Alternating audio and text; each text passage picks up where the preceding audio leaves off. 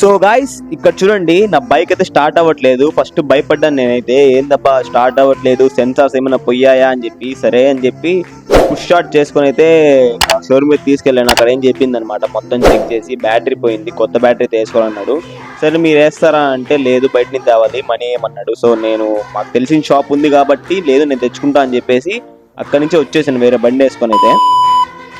So వచ్చేసి నాకు ఒక కొత్త బ్యాటరీ అయితే తీసుకున్నాను. ఓన్లీ రాయల్ ఎన్ఫీల్డ్స్ కి పెద్ద బండికి అయితే ఈ బ్యాటరీ అయితే వేస్తారు. తీసుకొని అయితే మళ్ళీ 4-5 అవర్స్ తర్వాత అయితే షోరూమ్కి వెళ్తున్నాను.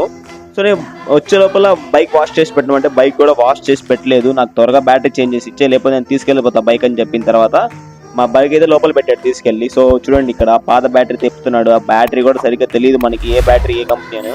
సో మన బ్యాటరీ అయితే అమరాన్ బ్యాటరీ, 2 years వారంటీ.